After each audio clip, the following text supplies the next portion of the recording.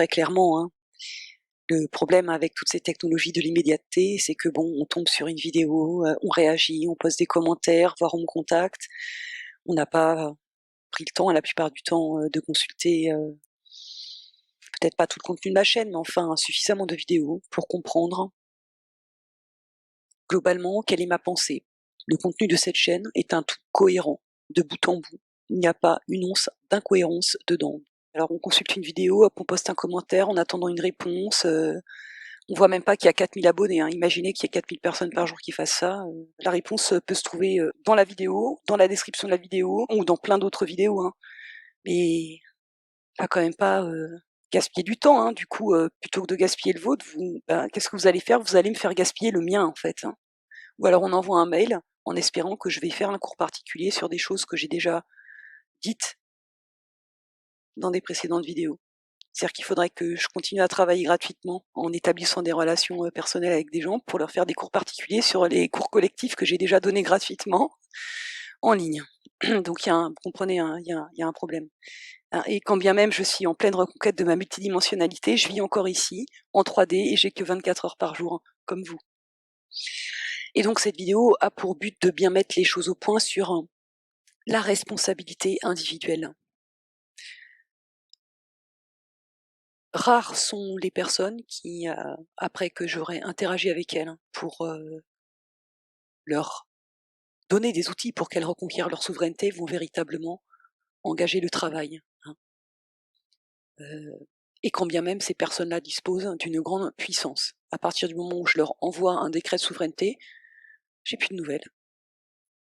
Ou alors je vais en avoir un peu plus tard, hein, mais ce que je comprends, c'est que la personne est toujours en attente de trouver une solution extérieure à elle-même pour se sortir des attaques dans lesquelles elle se trouve. Et vous, maintenez vous-même en fait les contrats avec les entités qui vous infestent par votre peur, par le refus de faire votre propre travail, prendre vos propres responsabilités, à déployer votre propre souveraineté, votre propre puissance. Eh ben, c'est une boucle bien huilée, toujours la même, hein.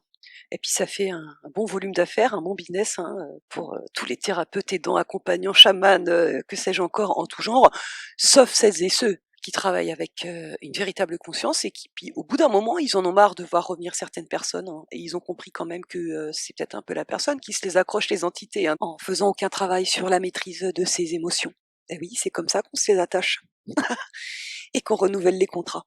Ça s'appelle le louche. J'en ai peut-être pas beaucoup parlé ou j'ai pas beaucoup utilisé ce mot parce que j'ai présupposé que c'était un prérequis que tout le monde connaissait dans mon auditorat. Bon, mais j'en ai parlé sous plein d'autres formes, hein, en citant de nombreuses fois quand même Michael Topper, hein, et son article, hein, sur le harcèlement. Donc ces mêmes personnes, hein, qui sont capables de dépenser des sommes quand même assez astronomiques, hein, en allant voir des exorcismes, des trucs, des machins, etc. Quand moi je leur donne des outils de souveraineté individuelle pour qu'elles fassent leur propre travail gratuitement, pour ce que j'ai pu en voir en plus, le simple fait d'en discuter avec ces personnes-là, déjà, il y a pas mal de prises de conscience qui se font, qui n'ont jamais été faites avant quand on payait. Et là, comme c'est gratuit, bah, apparemment ça n'a pas de valeur. En tous les cas, ces personnes-là, je les ai pas vues contribuer à ma cagnotte, par exemple. Heureusement que j'ai pas une activité payante où je facturerai à l'heure, hein, parce que vu le temps passé avec certains ou certaines, bref. En tous les cas, vous voyez bien que finalement, tant qu'on reste, hein, dans sa situation victimocrate et qu'on cherche des sauveurs, on trouve normal de payer. Vous rencontrez une personne, hein, qui va finalement mettre au travail votre ego, vos sous-personnalités, pas intégrées dans un moi supérieur, pas résolu. Donc, et là, tout ça se fait gratuitement, souvent en fait dans des interactions quotidiennes, hein. Ça peut même être avec un SDF, hein, qui va vous balancer un truc dans la tronche, hein, qui va venir un petit peu égratigner votre ego, mais vous savez, si vous faites quelque chose de ce que cette personne vient de vous dire, vous pourriez apprendre des choses très intéressantes sur vous. Parce que je vous garantis qu'une personne qui est à la rue depuis des années, cette personne-là, Elle a des putains de compétences pour lire dans l'inconscient des gens. Je vous parle là, c'est un discours de psycho du travail, de clinique de l'activité. C'est que quand tu fais la manche, c'est une habileté professionnelle que tu développes. Hein, et tu apprends à savoir très rapidement qui est qui, etc. Et très souvent, ces personnes-là peuvent vous dire des choses qui sont très justes sur vous. Hein. Et là, l'ego va pas avoir envie de les écouter. Hein. Et pourtant, cette personne-là va certainement vous dire quelque chose de bien plus important sur vous que votre analyste ou votre psychothérapeute. Ça ne me fait pas du tout plaisir de le dire et de le constater, mais en définitive, notamment pour les femmes, et j'en ai parlé dans une vidéo précédente, l'épisode 0, sur le sujet de l'archéovirilité, de l'archéoféminité, comment ça va finir par mettre finalement, notamment les femmes, dans des tissus de double injonction contradictoire et de double standard. Pour des prises de conscience cruciales dans le jeu dans lequel nous sommes, ça se fait nécessairement, obligatoirement et fatalement dans la douleur et la souffrance. C'est une évidence, parce que l'appareil psychique est une structure qui, comme tout ce qui est contenu ici, est limitée, et donc c'est une structure qui fonctionne et qui vise à l'économie d'énergie, qui vise à éviter le déplaisir et rechercher le plaisir. Donc une personne qui a un scénario de vie facile où tout glisse n'a aucune raison de s'éveiller. Aucune. Aucune raison de remettre en question la nature de sa propre existence ou la nature de ce monde qui l'entoure. Être tout le temps dans des cocons de douceur, etc., oui, ça a un intérêt, c'est utile. Si on a affaire à une personne gravement traumatisée, etc., c'est pas le moment de lui expliquer qu'elle aurait une part de responsabilité ou que ça aurait pu se passer autrement. On va prendre le cas d'une femme qui a été violée. Pour réparer un crime de cet ordre, il y a plusieurs étapes. La première, c'est effectivement de reconnaître la personne en tant que victime. Il y a besoin de cette étape pour qu'un travail de guérison puisse s'enclencher. Mais la véritable guérison ne devrait pas viser à installer la personne dans son statut de victime, mais plutôt à lui faire bien comprendre de quoi exactement elle a été victime. Donc, les femmes sont victimes, comme je ne cesse de le dire, d'une programmation mentale, genrée, qui les prive précocement, avant l'âge de 3 ans, des moyens de se défendre. Ce qui fait que le cerveau, il est directement branché sur le mode sidération en face d'actes de violence, etc. Ce qui, encore une fois, et je l'ai déjà dit dans d'autres vidéos, n'est pas nécessairement le cas. En tous les cas, en face de même situation, les hommes, ils vont pas tout de suite se mettre en sidération. Ils vont avoir quand même des mécanismes de riposte pour se défendre. Il n'y a aucune raison pour que ce ne soit pas également le cas dans le cerveau des femmes. La véritable guérison, c'est lorsque la personne parvient à sortir de manière définitive de son identité de victime, de sorte qu'elle ne sera plus jamais victime par la suite de cette violence en particulier, mais la guérison devrait viser à ce qu'on ne soit plus victime d'aucune sorte de violence. Ça, pour la plupart des gens, ce n'est pas possible. Les véritables prises de conscience qui permettent de sortir des statuts de victime, c'est pas avec des personnes qui vous chouchoutent que vous allez les faire. Et donc, je vous invite à accorder plus d'importance à certaines personnes qui vous bousculent. Pas tout le temps, évidemment. Il y a des gens qui vous bousculent, qui n'ont aucune importance. Discernement. Donc malheureusement, je parle surtout pour ma génération et celle qui me précède. C'est sûrement moins vrai pour les générations qui nous suivent. Et pour ces générations-là, les personnes qui font des véritables prises de conscience, ça s'est fait avec énormément de souffrance et de douleur. Pour l'ego, et toutes ces sous-personnalités, l'ego c'est une structure en couche d'oignon de sous-personnalités, de petits moi, de petits je, c'est cette structure-là qui souffre. Et elle est particulièrement mal à l'aise parce qu'elle est totalement à découvert, elle ne peut pas se cacher en face d'une personne telle que moi, c'est-à-dire un miroir d'ombre, c'est-à-dire un miroir d'une exactitude terrifiante de votre subconscient et de votre inconscient. Et je vous garantis qu'avoir un tel don, c'est extrêmement lourd à porter. Je n'ai pas rencontré encore une seule autre personne comme moi dans toute ma vie, et ça ne me fait pas plaisir de le dire. Alors je sais qu'il y a des personnes à qui ça a parlé, cette expression de miroir d'ombre, mais très souvent elles se trompent. En tout cas, la surface de leur miroir n'est pas aussi polie que la mienne. Depuis 32 ans que je détiens ce don, je me suis jamais trompée une seule fois sur une personne. Donc je sais très précisément quand la personne me ment, quand elle se ment à elle-même, parce que le premier mensonge, de toute façon, c'est à soi-même qu'on se le sert. Et vous comprenez, je peux pas en permanence être en train de pointer à l'autre, là, t'es quand même en train de te mentir sur ça, ça, ça, ça, ça. Il y a des moments pour le dire, etc. Personne d'autre que moi ne peut comprendre ce que peut-être mon vécu ici. Mais je peux vous dire que pour continuer à avoir envie de rencontrer des gens et d'essayer de leur accorder ma confiance, je ne sais même pas moi-même, quand je regarde, comment je fais. Mais je suppose que je le fais grâce à la force de mon esprit qui est animé par l'amour authentique pour moi-même et pour mes semblables, même quand je vois qu'ils sont vrillés et qu'ils vont me la faire à l'envers. Il est également extrêmement difficile de monnayer un tel don, mais très clairement il va falloir que j'y songe. Et bien évidemment, étant donné l'extrême rareté d'un tel don, c'est-à-dire que j'en suis arrivée à la conclusion qu'il y a peut-être une personne par pays comme ça, aujourd'hui incarnée, je pense. Donc les prix vont être très élevés. Ça, je pense que c'est pour 2021. J'ai d'autres choses à faire cette année. Mais je vous tiendrai au courant. Parce que bien évidemment, l'expérimentation au bout de 3 ans prouve quelque chose que j'avais anticipé, c'est-à-dire que il est impossible pour une personne souveraine,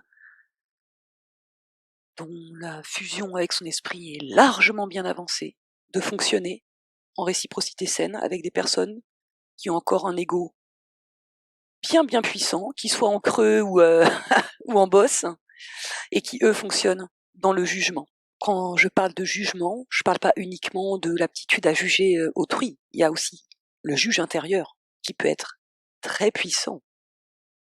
C'est lui qui anime la roue, honte, culpabilité, qui a au centre du triangle de Karpman. Et donc ce juge intérieur, la seule manière de le gommer, c'est de réellement accéder à son soi divin et à cet amour inconditionnel pour soi-même.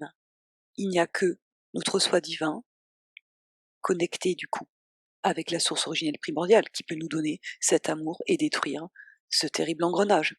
Vous aurez compris par là même que toutes ces histoires d'amour inconditionnel là, dont on nous gave dans le New Age, ici là dans ce jeu, ça ne peut pas exister. Il y aura toujours une limite, il y aura toujours une condition, c'est le respect. Donc ce fameux amour inconditionnel, il faut arrêter de le chercher à l'horizontale. Ce que j'appelle l'horizontale, c'est les relations là interindividuelles là dans ce monde. Il existe certainement quelques rares personnes, je ne sais pas, je n'en ai encore jamais rencontré, qui peuvent peut-être pourvoir un genre d'amour inconditionnel ici. J'ai quand même de gros doutes. Par contre, ce qui est certain, c'est que cet amour inconditionnel-là, il existe bel et bien dans votre dimension verticale. Donc pour en revenir en tout cas à cette saine réciprocité, dont j'ai déjà longuement parlé dans des précédentes vidéos, il n'est pas possible de l'établir dans la gratuité avec des personnes dont le fonctionnement psychique est encore pas mal dirigé par le subconscient. Parce que l'ego, il ne sait pas se donner de limite. Ce qui est normal, puisque l'ego est un implant, une porte dérobée pour les prédateurs, pour qu'ils viennent bouffer. Donc de lui-même, il peut pas s'en donner. Par contre, l'extérieur, une autre personne peut lui mettre et lui donner des limites. Mais quand il s'agit d'un homme, si les limites lui sont données par une femme, de toute manière, il les entendra pas. Elles sont constamment négociées, transgressées. Mais ça fera l'objet de la prochaine vidéo. Mais le thème cause toujours, il est quand même transverse. On le retrouve un peu partout dans toutes mes vidéos. Avec les femmes, c'est un petit peu plus subtil ce qui se passe par contre avec l'ego. Et comme tout ce qui est subtil, c'est beaucoup plus dangereux. Parce que on va mettre beaucoup plus de temps et donc perdre beaucoup plus de temps et d'énergie avant de se rendre compte de réellement ce qui se passe et ce qui est à l'œuvre dans l'ego multicouche de l'autre en face. Entre femmes, quand il y a des limites qui sont données, généralement, elles sont respectées. Mais les modes de transgression, encore une fois, ils sont quand même beaucoup plus subtils. Et donc à partir du moment où l'une d'entre elles va se mettre à poser des questions de limites ou d'une saine réciprocité, ce qui va se passer, ça va plutôt être, la mise en place de tout un ensemble de stratégies de fuite. On va se cacher, derrière, la sororalité de la relation ou, brutalement, on va décider qu'on n'est plus d'accord, alors que pendant des heures et des heures de discussion, on était toujours d'accord et ça peut durer, plusieurs mois quoi, par exemple, hein. Mais brutalement, sans transition, je la vois bien venir, hein, la transition quand même, hein, à chaque fois. «Ah non, en fait, je suis pas d'accord», et cetera. Bon, en fait, c'est qu'il y a des désirs, hein, des attentes, notamment, hein, par rapport à ce fameux couple, hein, que l'on nous vend, à laquelle la personne, n'est pas encore prête, à renoncer, hein. C'est ça qui se cache derrière.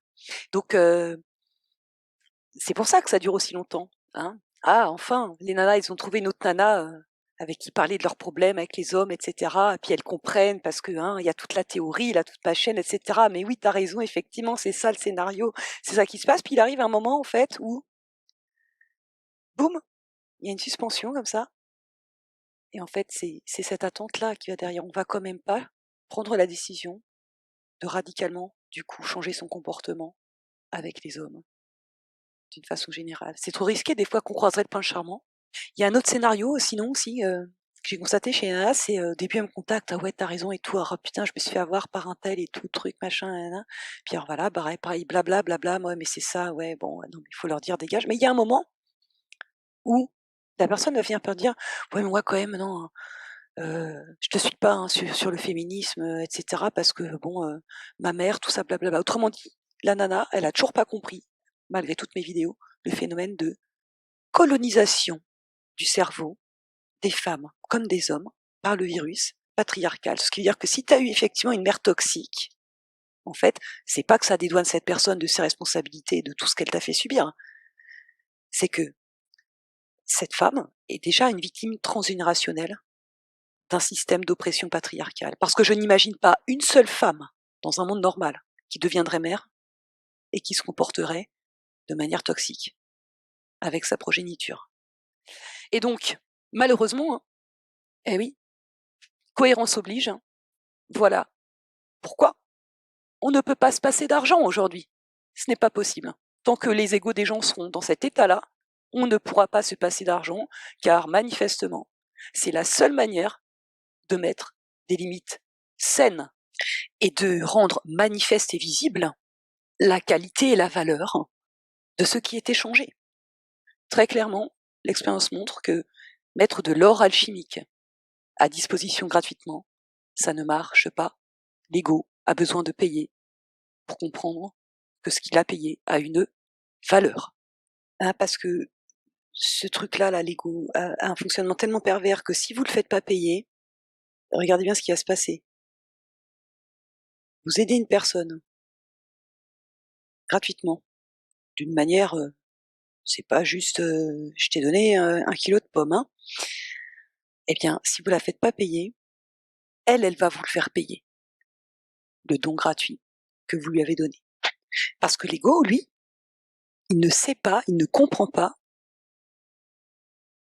comment on peut donner tout cela gratuitement. Il sait pas faire, lui.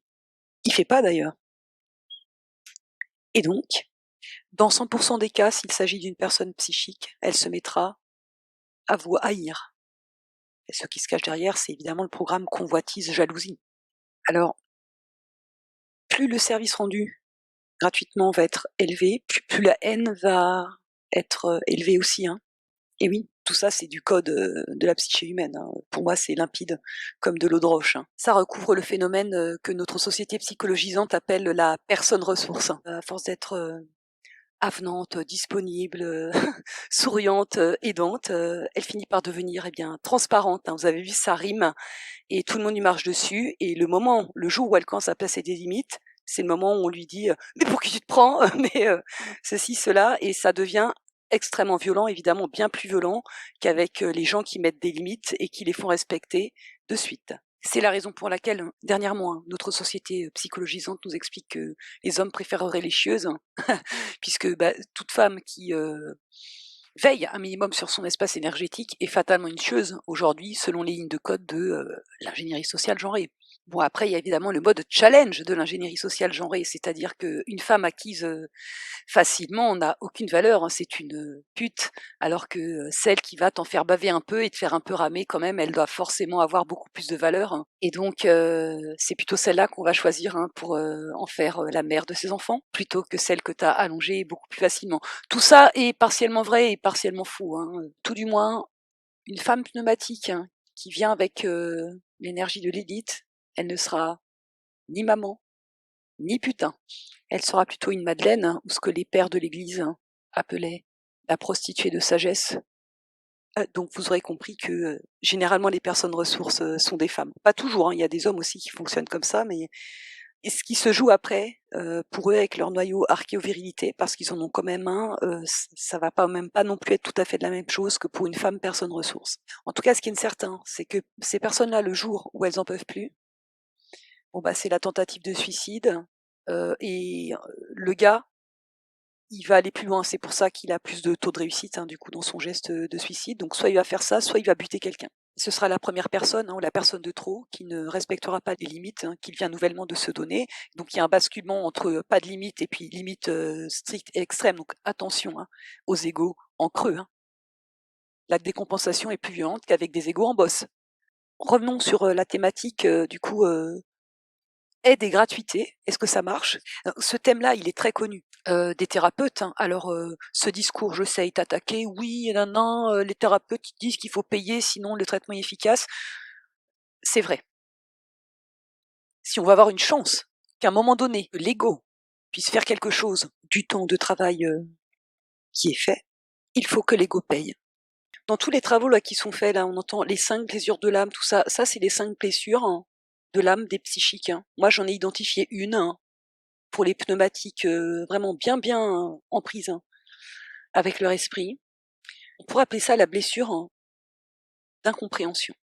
C'est-à-dire qu'on n'a vraiment, vraiment pas du tout l'impression de parler la même langue, d'appartenir à la même espèce, hein. C'est incroyable, hein, les efforts qu'on peut faire pour tenter de se faire comprendre, de faire comprendre qui nous sommes, comment on fonctionne. On n'y arrive pas.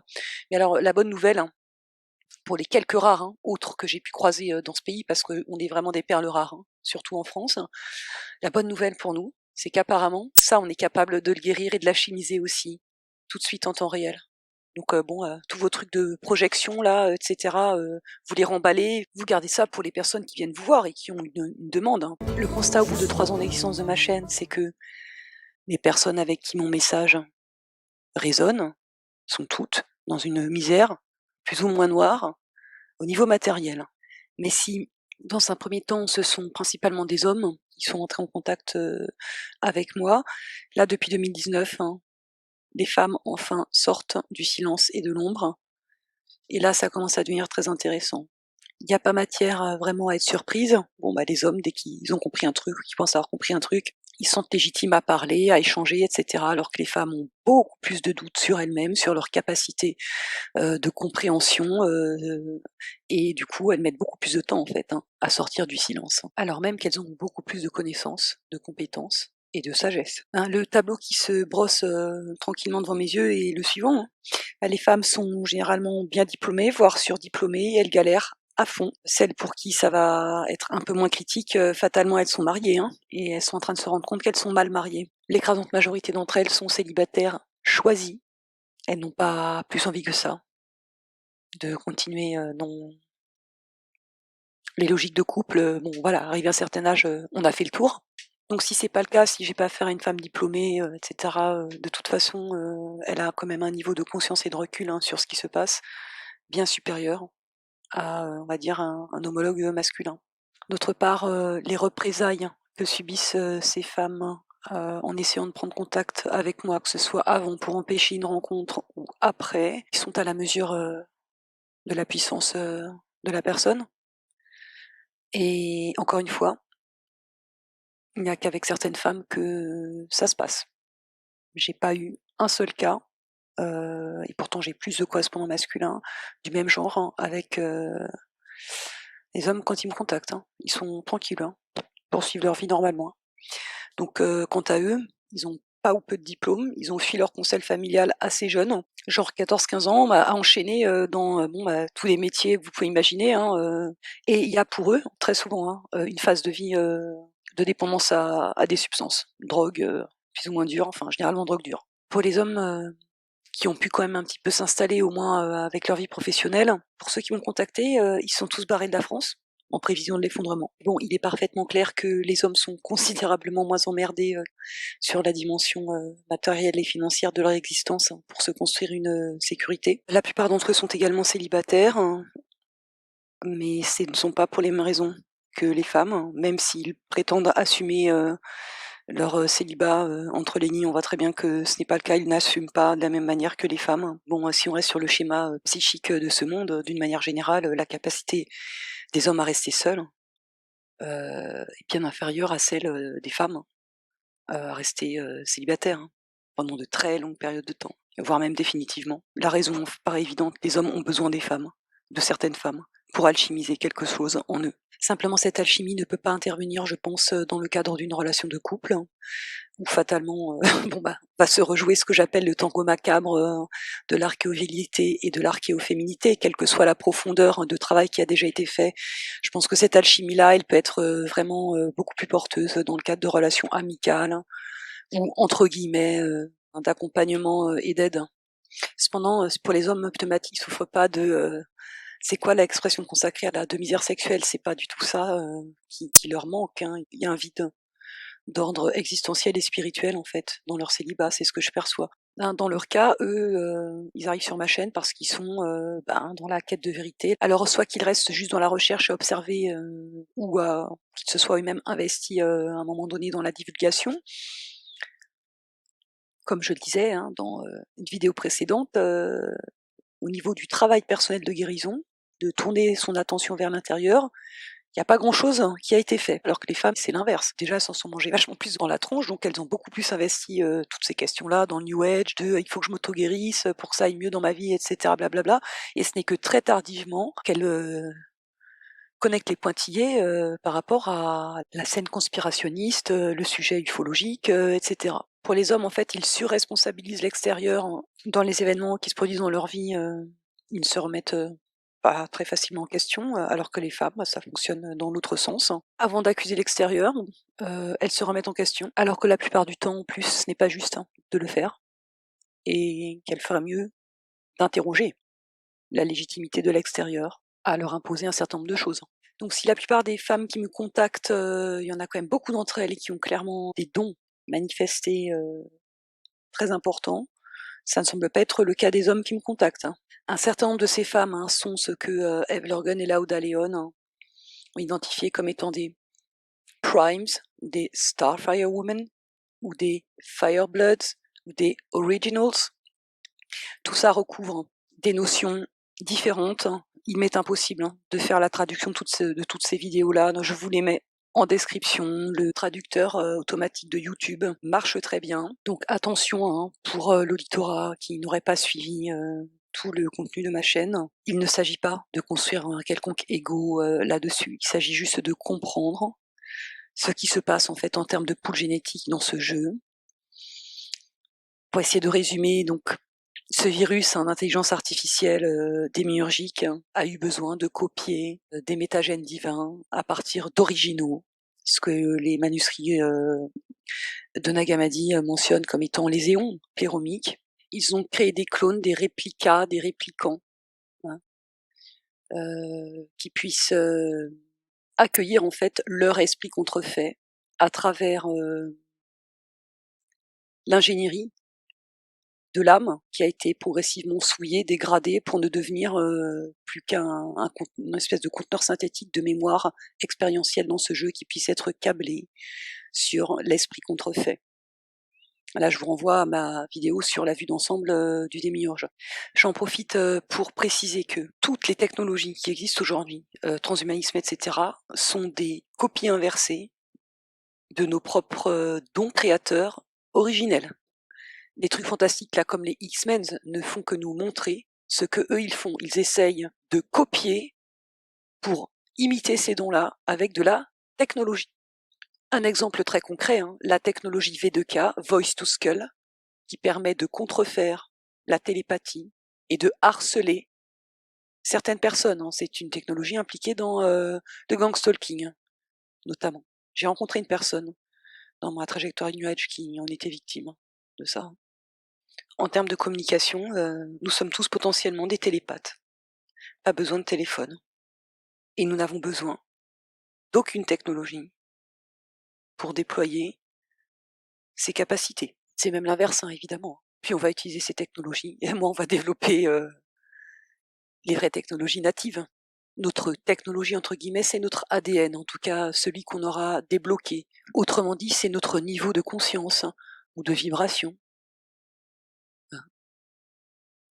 Et il est bien plus puissant que n'importe laquelle de leurs technologies de métal contrefaites.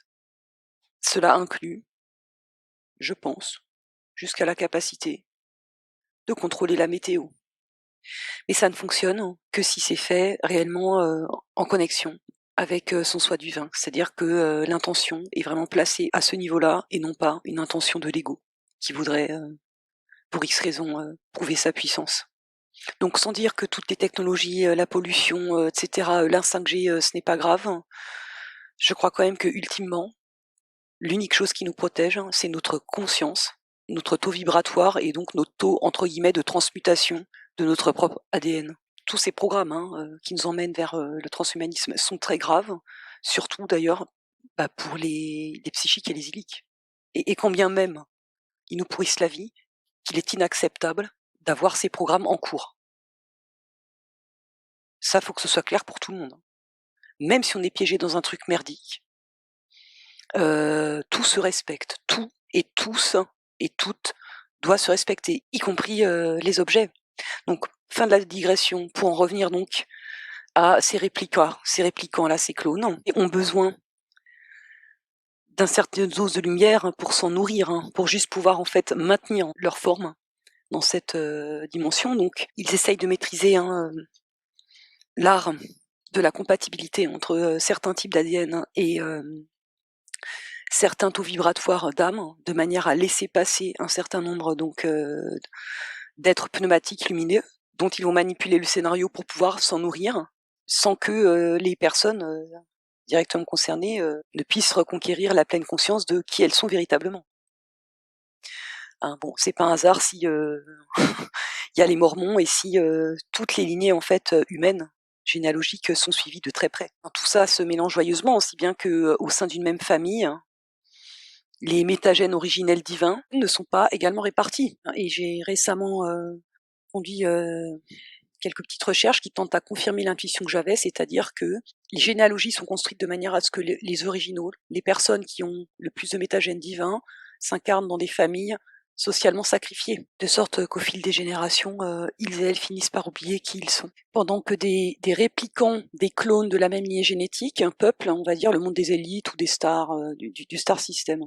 En tous les cas, j'ai pu le confirmer avec l'Optidémie pour ce qui concerne ma propre famille, hein. Mais si on pouvait conduire ce genre de recherche à plus grande échelle, je suis certaine qu'on trouverait la même chose, hein. Si vous trouvez votre clone ou votre sosie là parmi le star system, etc., je vous invite à faire quelques tests avec le BMI et je crois que vous allez sauter au plafond, hein.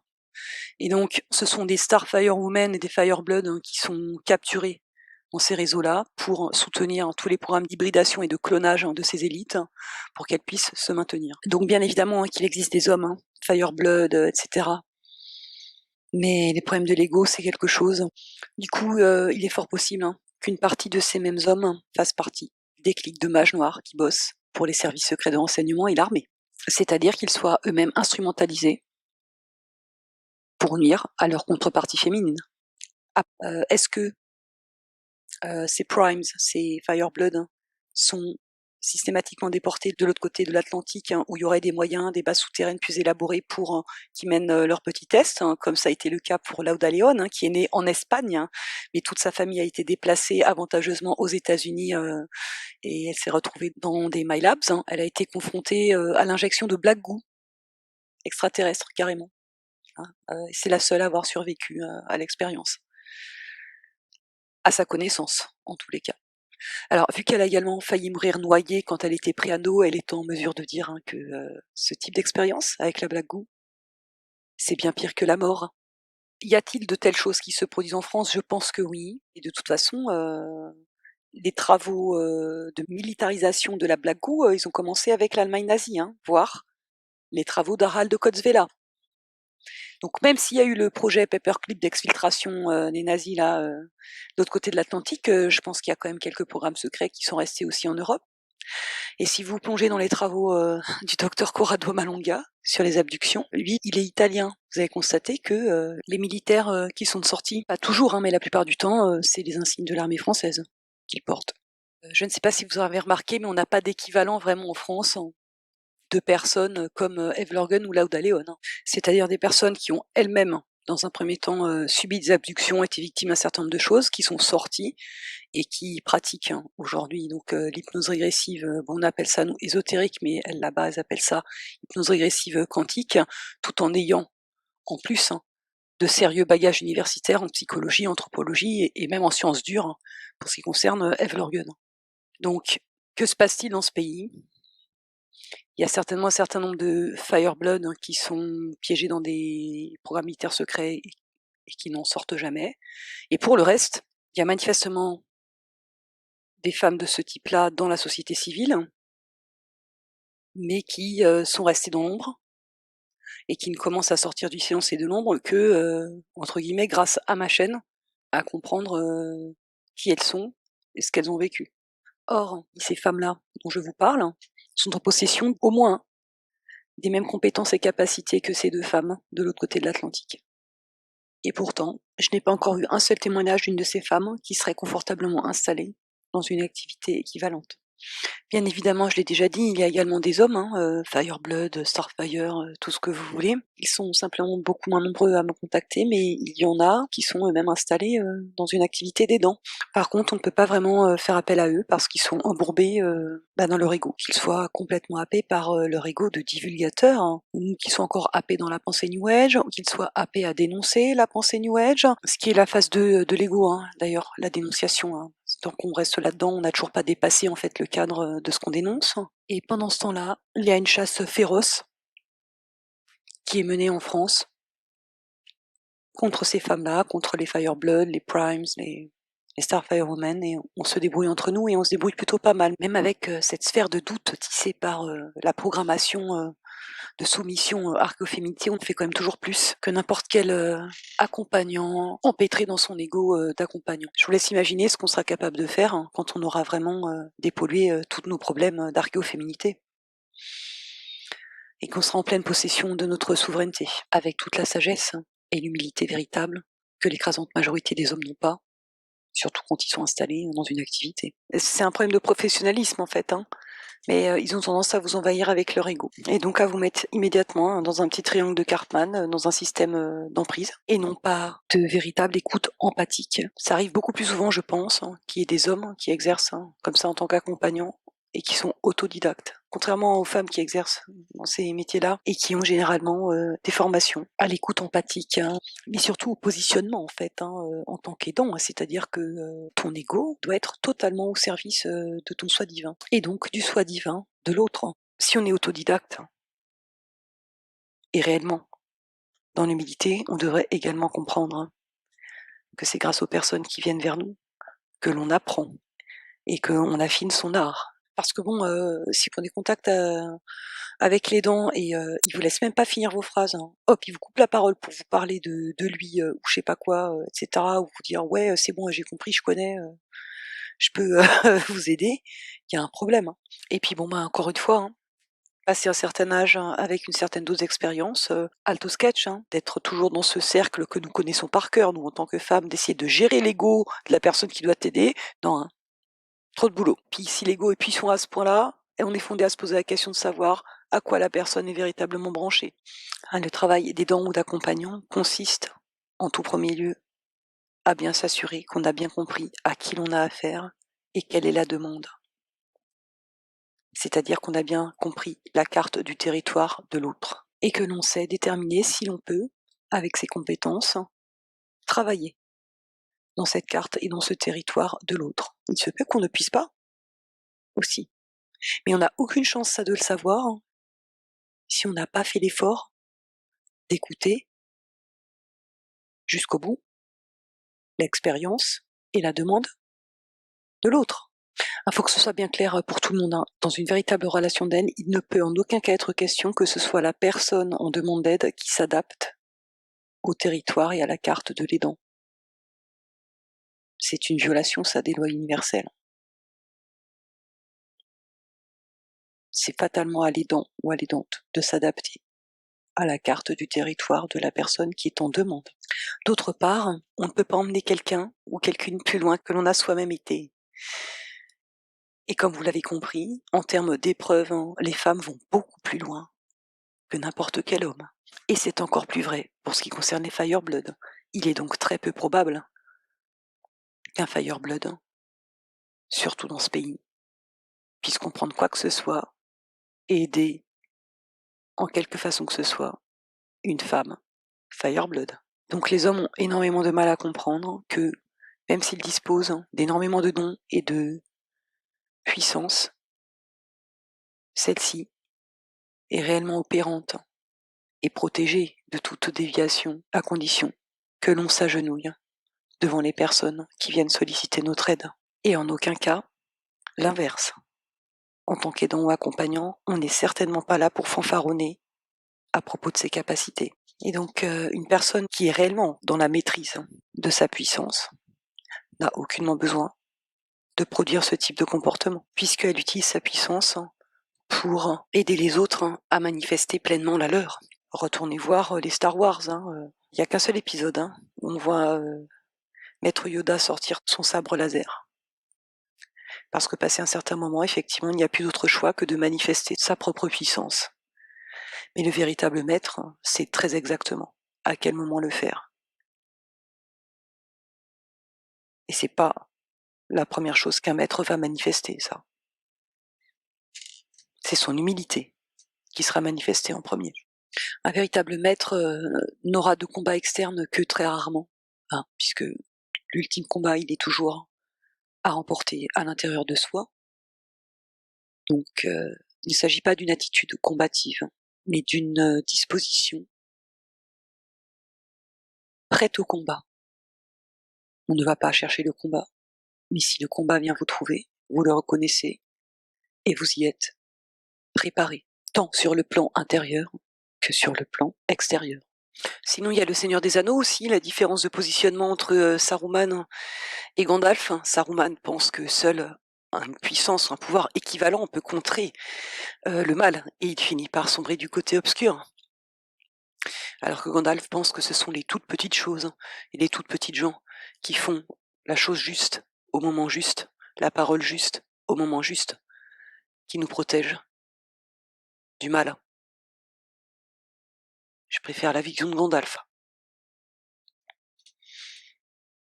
Car, en définitive, on n'a de compte à rendre qu'à soi-même, dans toutes ses dimensions, tous ses plans et tous ses niveaux, de l'usage que l'on aura fait de nos capacités en relation avec les autres. Les hommes qui peuvent nous aider ne sont pas installés en tant qu'accompagnants et sont très avancés sur la déconstruction de leur archéovirilité. Et là, dans ce cas-là, leur aide est très précieuse. Donc, pour les femmes, Fireblood, là, de la société civile, c'est un scénario de destruction à petit feu, voire tenter de pousser la personne au suicide, mais il faut bien comprendre que c'est absolument tous les plans d'existence qui sont attaqués. Physique, psychique, astro, éthérique, spirituel, tout est attaqué. Je ne saurais jamais combien d'entre nous sont mortes avant qu'on puisse les connaître, mais je pense que dans ce pays, pour une Starfirewoman, une Fireblood, ou que sais-je, qu'importe le mot, dépasser l'âge de 40 ans, c'est un exploit. Je crois que le mot le plus juste en fait, c'est un emploi, puisque tout est inversé. Ouais, à un moment donné, il faut vraiment se mettre sérieusement au travail si on veut survivre à tout ça. Il arrive souvent qu'on tente de faire croire à ces femmes-là qu'elles ont un lien avec Marie ou Marie-Madeleine, ce qui n'est ni vrai ni faux. Pour ce qui concerne les hommes, je crois que leur scénario d'interférence est orienté autour de 2 axes, hein. Donc premier axe, détaillé par, Cameron Day, le recrutement par la fausse lumière, sauf que ça va pas se jouer comme pour les femmes, hein, où elles, on essaye de leur mettre un handler pour empêcher leur don de se déployer. Les hommes, on va leur faire plutôt cadeau de dons, de grandes puissances, dans lesquelles ils vont s'enfermer, s'illusionner avec leur ego. Si jamais on a affaire à des personnes qui tentent de sortir du New Age, hein, une femme, une fois qu'elle a compris qu'elle s'est fait avoir, elle n'est pas prête à croire à nouveau quoi que ce soit. Alors qu'un gars, il sera beaucoup plus facile de le récupérer quand même dans ce que j'appelle moi un upgrade de la fausse lumière. Et deuxième type de scénario, donc orienté autour du gang stalking, avec bon, des symptômes physiques vraiment suraigus, qui peut pousser la personne à péter les plombs, à devenir complètement parano, etc. Par rapport aux témoignages que j'ai pu avoir, il y a un scénario qui leur est dédié aussi à ces hommes-là, c'est on essaye de leur faire croire qu'ils sont le Christ, ce qui encore une fois n'est ni vrai ni faux quand on a bien compris le symbole de la croix. Il y en a aussi, je pense beaucoup, qui ont un plan handler, c'est-à-dire qu'on va les mettre en couple avec une femme psychique, qui rentre dans le moule, etc. Et ils font des gosses, etc. Ils se réveillent jamais, ils prennent jamais conscience de ce qui se passe vraiment, de qui ils sont vraiment. etc. Et encore une fois, vous voyez, dans ce phénomène de mettre un handler, en tout cas d'orchestrer une relation qui va immobiliser la personne, il n'y a pas de symétrie entre les femmes et les hommes Fireblood. Hein. Dans le cas des femmes, c'est du matraquage. Un homme Fireblood, ça va être du handling très soft et très doux. Hein, quoi, je veux dire, le gars, plan-plan, rien à voir quand même. Hein. Ils peuvent bien entendu aussi être ciblés par des love bites, mais il y a aussi beaucoup d'hommes qui sont en fait irresponsables et peu conscients et qui arrivent avec un discours ah oui mais moi c'est pareil. Alors non, c'est pas du tout pareil. Parce qu'une fois que je les ai bien écoutés, ce que j'entends surtout, c'est que j'ai affaire à une personne, encore une fois, qui a fait bien peu de travail intérieur, qui reproduit tout le temps les mêmes schémas, les mêmes scénarios, et donc, bien logiquement, la loi d'attraction et de cause à effet s'applique. Donc on ne peut pas vraiment parler là de personnes ciblées dans ce cas. Et donc ça n'a strictement rien à voir avec la loi de conscience inversée qui se produit pour les femmes. On est aux antipodes même de la chose. Parce que si pour les premiers, en fin de compte, ils ont des scénarios qui les maintiennent confortablement dans leur archéovirilité, dans l'autre cas, on a affaire à des femmes qui, tentant de sortir de l'archéoféminité, sont littéralement matraquées dans tous les plans de leur existence. Donc désolé, mais c'est pas du tout la même chose. On joue pas dans les mêmes cours. Finalement, accepter d'entrer dans un combat, c'est quand même quelque part accepter de faire un contrat. Si vous ne l'avez pas encore fait, allez donc écouter les vidéos sur les articles de Cameron Day. Passer ses nuits à combattre des entités X, Y, Z dans je ne sais trop quelle dimension ou dans l'astral, ce n'est pas bon signe. Hein, en termes de souveraineté. Je pense qu'on est dans la maîtrise lorsqu'on n'a même plus besoin de combattre, parce que aucune de ces entités n'ose même vous approcher. Et si jamais c'est le cas, ça s'écrase comme un moucheron ou un moustique sur un pare-brise, et puis voilà, c'est tout quoi. Pour ce qui me concerne, je n'ai plus de rêves manipulés ou ce genre de choses. Au mois de novembre, c'est toujours un petit peu critique, hein, parce que je pense qu'ils ont des espèces de batch, vous voyez, par type de personne, et boum, tiens, en novembre, on cible tel type de personne, un autre mois, on cible tel autre type de personne, mais si vous êtes en train de m'écouter, vous connaissez les 13 lignées de sang noir qui se partagent le gâteau du cheptel humain. Vous savez quand même qu'il y a un point névralgique avec la famille royale d'Angleterre, qui est la plus riche propriétaire terrienne au monde. Bon, j'ai pas bookmarké cette information, mais j'étais tombée il y a pas très longtemps sur le fait que apparemment la famille royale d'Angleterre possède une bonne partie du Canada en termes de propriété terrienne. En fait, ce qui se passe de l'autre côté de l'Atlantique, qui sont quand même plutôt des vassaux, contrairement à ce que les médias nous font croire. Par rapport aux élites, au centre des manipulations, sont bien des élites européennes qui ont créé la franc-maçonnerie, etc. France, Allemagne, renseignez-vous. D'autre part, le CERN, il est quand même bien chez nous. C'est certainement ce qui explique le niveau abyssal d'endormissement et d'abrutissement du peuple français. Champion du monde de la drogue légale, grâce à notre super assurance maladie. À coups d'anxiolytiques, d'antidépresseurs, de drogues en tout genre. Au niveau cannabis, il paraît qu'on est pas mal non plus. Dans d'autres pays, que ce soit même la Russie, à l'extérieur de nos frontières, sur la recherche de vérité, quand même, il y a finalement beaucoup moins de censure. Comme le disait Paul Ponceau dans je ne sais plus trop quelle vidéo, la France, quasiment c'est la Corée du Nord en termes de liberté d'expression. Ils ont même réussi à nous faire oublier que nous sommes sur une terre ancestrale de chamanisme. C'est pas la peine d'aller de l'autre côté de l'Atlantique pour en trouver. Hein. Ah bah oui, c'est vrai, tout le monde connaît les druides, mais bon, quant au rôle des femmes, nettoyées de l'histoire, hein. C'était toutes des sorcières. Hein. Mais qu'est-ce que ça voulait dire exactement sorcière? Il s'agissait en fait de toute femme émancipée du pouvoir patriarcal masculin qui vivait seule au contact de la nature et des éléments. Parce que c'était une sage-femme et qu'elle détenait des connaissances, en herboristerie notamment. Elles étaient les gardiennes de savoir, de la véritable médecine, de l'humanité. Et on leur a extorqué par la torture pour ensuite faire une médecine de contrefaçon sous l'égide du patriarcat, comme chacun sait. Donc notre culture européenne est installée sur le génocide des sages femmes. Et après, ils ont continué avec la colonisation. Intéressez-vous à l'ouvrage La colonisation des savoirs. Ils sont allés faire la même chose, hein, partout où ils ont mis les pieds. Bon, voilà, ça c'est fait. Donc, que cela soit connu, le centre des égrégores qui manipulent la réalité de l'humanité se trouve bel et bien en Europe, en France, chez nous. Mais du coup, ça veut dire aussi autre chose, hein, notamment pour les Starfire Women qui sont dans ce pays. C'est que on est toutes dans la catégorie poids lourd. C'est obligé, hein, quand on a bien compris toutes les règles de ce jeu, sur tous les niveaux, tous les plans et toutes les dimensions.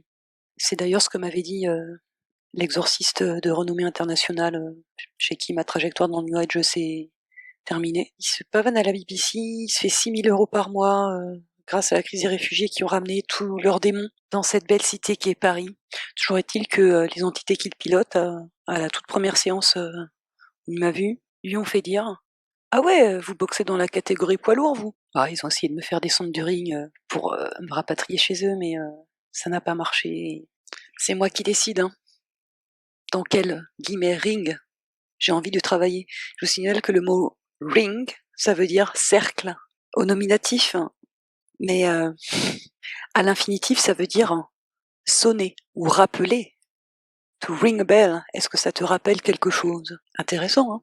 Nous sommes bien plus grands et grandes et puissants et puissantes que nous le pensons. De toute façon, ils ne peuvent plus vous attaquer à partir du moment où vous êtes vraiment installé dans cette souveraineté et dans votre propre incorruptibilité. Il y a plus aucun point d'accroche pour eux. Pour autant que j'en sache, on a toutes largué un millionnaire ou un mec vraiment bien friqué. On ne peut pas nous acheter. Pas plus qu'on ne peut nous amener à prostituer nos dons pour une quelconque raison qui relèverait de l'ego.